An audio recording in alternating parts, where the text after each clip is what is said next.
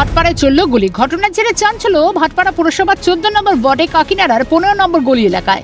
শনিবার রাতে বিজেপি কর্মী তথা পানীয় জলে ব্যবসায়ী রশিদ খান ওরফে গুড্ডোর বাড়িতে দুষ্কৃতীরা চড়াও হয়ে গুলি চালায় বলে অভিযোগ।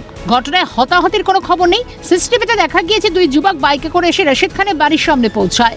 এরপর তাকে ডাকাডাকি করার পাশাপাশি বাড়ির দরজায় লাথি মারা হয় বলে অভিযোগ। রশিদ খান তখন বাড়িতে ছিলেন না, সন্তানকে নিয়ে তার স্ত্রী ছিলেন বাড়িতে। আতঙ্কিত হয়ে রশিদ খানের স্ত্রী প্রতিবেশীদের সাহায্যের ডাকাডাকি করে। প্রতিবেশীদের লক্ষ্য করে দুষ্কৃতীরা পাল্টা গুলি চালায় বলে অভিযোগ। ভাটপাড়া পৌরসভার 14 নম্বর ওয়ার্ড 15 নম্বর গলি।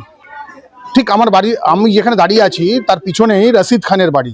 ঠিক রশিদ খানের বাড়িতে গতকাল রাত্রিবেলা দুই যুবক আসেন এবং গুলি চালানোর, এক রাউন্ড গুলি চালানোর অভিযোগ ওঠে। তার বউ এমনটাই অভিযোগ করছেন, ঘরে বাচ্চা নিয়ে সংসার, রশিদ খান ছিলেন না বাড়িতে। ঠিক এই বাড়ি নিয়েই রীতিমতো এই দ্বন্দ্ব বলে এই বাড়ি নিয়েই রীতিমতো দ্বন্দ্ব শুরু হয় বলে এমনটাই জানা যাচ্ছে। রশিদ খানের বউ জানাচ্ছেন।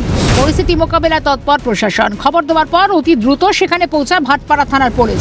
পাশে থাকার জন্য প্রশাসনকে ধন্যবাদ জানিয়েছেন রশিদ খানের স্ত্রী নিগার खान। पुलिस प्रशासन सब हेल्प कर रहे हैं लोग। भाटपाड़ा थाना को बहुत रात में पूरा प्रोटेक्शन भी दिए थे। सुबह तक का मेरे घर पे था। संग फोन किया गया, संग वो लोग आए। आने के बाद पूरा फुटेज वगैरह लिए। गोली भी वहां से वो लोग रिकवर के गिरा हुआ था, तो हम लोग बोले कोई नहीं छूने के लिए। वो लोग फोटो खींचे, गोली ले गए। उन लोग का बहुत धन्यवाद कि वो लोग मेरा हेल्प किए। ঘটনায় অভিযোগের তীর প্রতিবেশী পারভেজের দিকে। 14 नंबर वार्ड में एक और इंसान है जिसका नाम अभी नहीं लेंगे, मेरे हस्बैंड मना किए हैं। वो बैठ करके सिर्फ तमाशा देखते हैं, सब परवेज खान और वो मिल करके करते हैं। দুষ্কৃতীরা অশ্রাব্য ভাষা गालीगालाज করে বলে অভিযোগ প্রত্যক্ষদর্শী।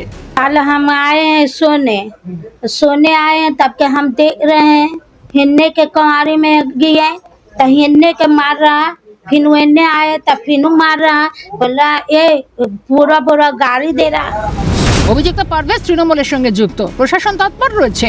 দোষীরা খুব তাড়াতাড়ি শাস্তি পাবে বলে আশ্বাস পরিবহন মন্ত্রী অর্জুন সিং এর। ও তো রাত্রিবেলা চলেছে, ও পুলিশকে বলা হয়েছে ওকে ধরবে। বাড়ি দখলকে কেন্দ্র করে বাড়ি দখল না, ওখানে একটা প্রমোটার বাড়ি বানিয়েছে পারভেজ, ওই এইসব গুন্ডামি করেছে, ধরা পড়বে। এখনো তৃণমূলে আছে, তো তাকে ধরা হবে।